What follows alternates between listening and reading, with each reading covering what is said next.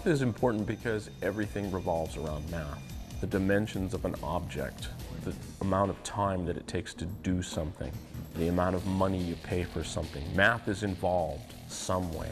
Math is important because it's something you learn when you're little. I mean, you learn arithmetic and you use it for absolutely everything. Math is fun because of all the practical, amazing things that you can do with it. You can do anything from build a car like we did or go to the moon, and that's why math is fun. Math is important because the more you know, the more options you'll have in the future. And you wouldn't want to exclude yourself from having access to a really cool career. It's really the basis of everything that is invented and thought of and discovered nowadays in the world.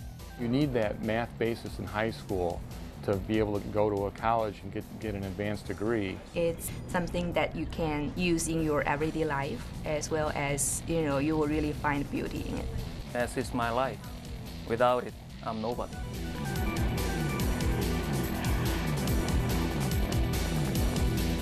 Part of the problem with math is they don't really have a practical application for it at school, and they do these incredible problems, and then it's like, but when will I ever use this? And I hear that all the time, and in this class you actually use it. At Gunn High School, students build race cars using math. They have to do a lot of measuring, they've had to work with angles, they've done some geometry. But the most math we've used in here has come on this fabricated car, the Surf Woody. We got the model car kit. So literally what I did was I copied the directions for everybody. I gave them a set of plans for a model kit. And I said, yeah, this is 125th. Here you go. There's what we're building. Have a good day.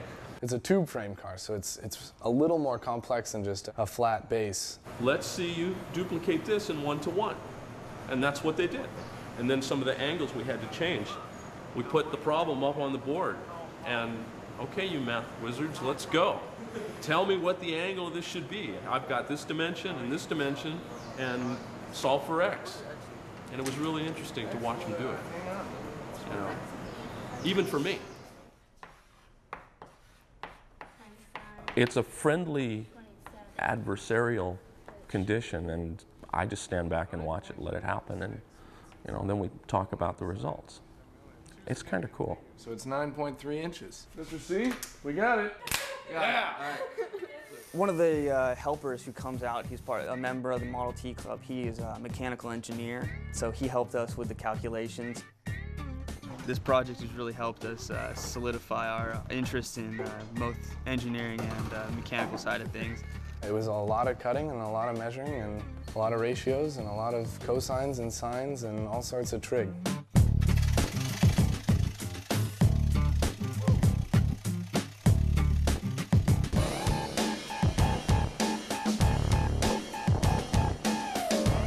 Everybody worked together, and it was absolutely awesome.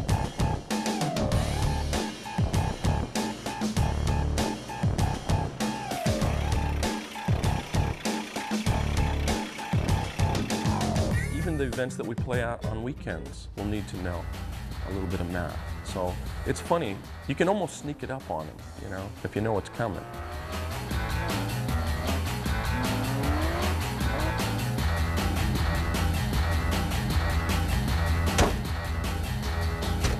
Where the math comes in really is the gear ratio as to the engine and to the cam shaft.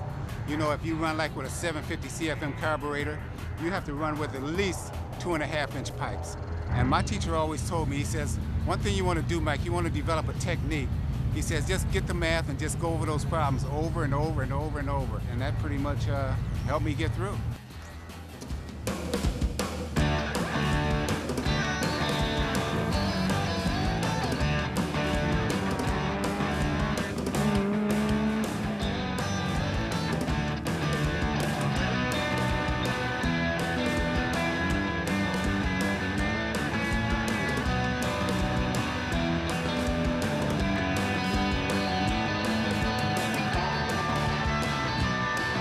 As hard as math sometimes is, as complex as it gets, really, if you keep sticking with it and you make sure you understand it, its help and what it can offer you is boundless, really.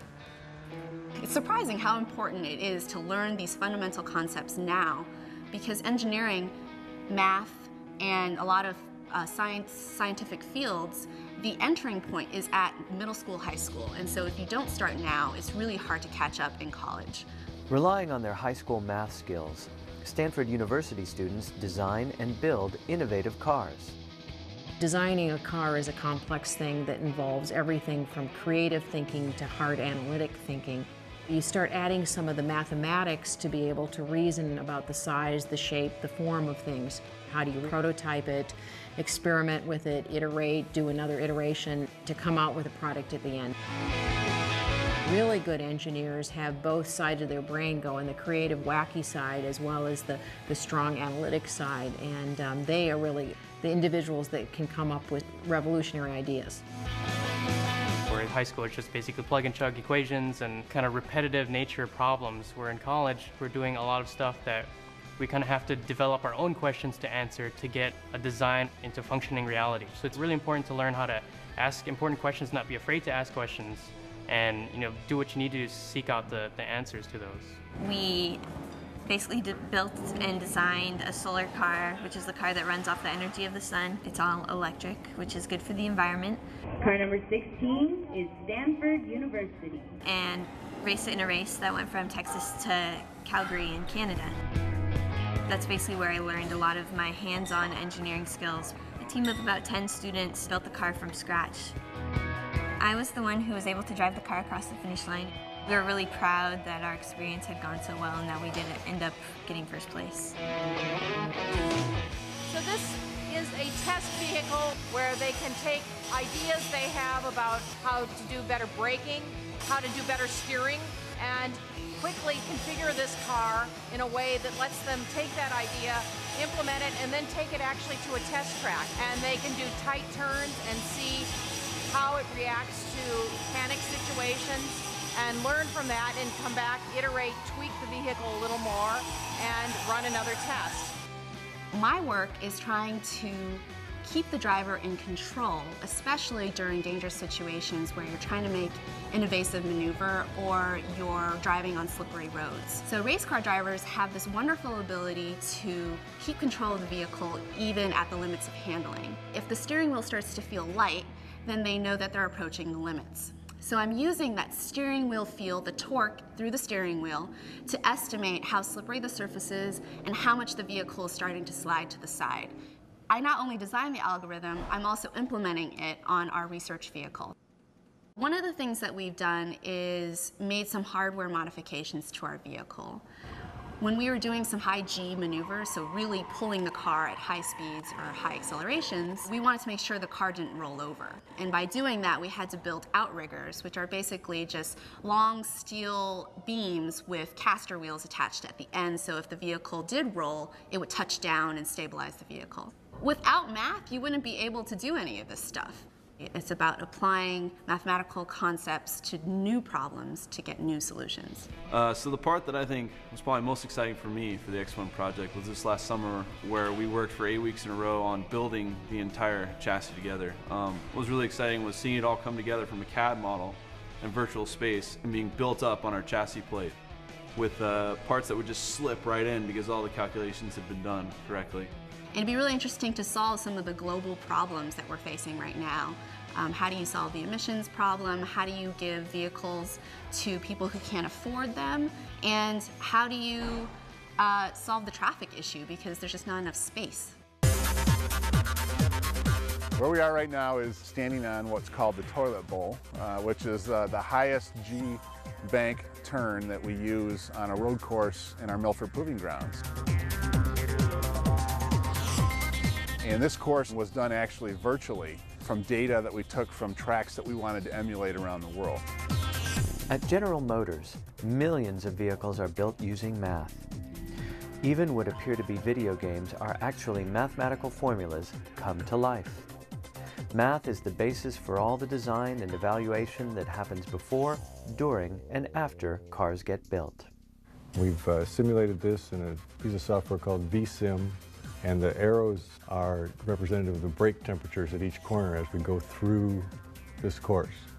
The animation is based on data that we measure out at the proving ground, that we can simulate vehicles to get the performance that we're looking for. When we develop the car, we use virtual vehicle development, analysis tools, computer-aided engineering, whatever you want to call it. The math piece of that goes into the car is really 80% or 85% before we go into the physical build. Having a job in a field where you use math and science a lot is not just about sitting down with a piece of paper and working out homework problems and everything. It's not just a mass traveling at 150 miles an hour down the road. It's a mass I was driving 150 miles an hour down the road. I spend time working on equations and working out solutions to problems. A lot of the times the data that I'm working on is data I created.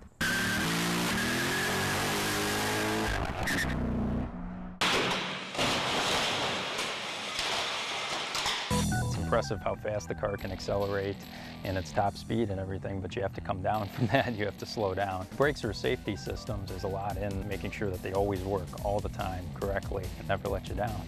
Throughout the entire design process, the engineer's dramatic visual tools are based on precise mathematical models. Once the designs are finalized and we feel very comfortable with our CAD simulations of the components we've designed, then we take the next step and we work with our suppliers, manufacturers, to build the physical parts.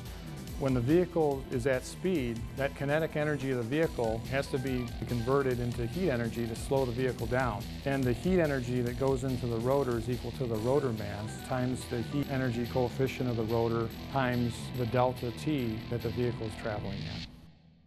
This animation shows how the brake was vibrating at a certain frequency. By knowing that, it was possible to find how to modify the design to make brake system quieter. Understanding logarithm is the fundamental foundation to do the sound and vibration analysis. And we take all of that data and combine it. We tend to look at performance over time. We'll do a calculation on every single braking event and we'll look at trends over time. Are we degrading? Or is the brake temperatures rising? Have they stabilized? Is everything operating the way it was designed?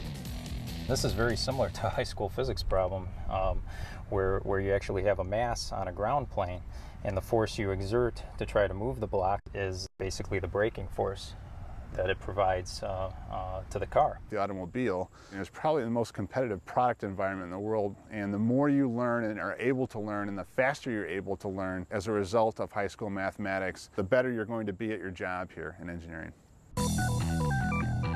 Math is fun because it makes you think.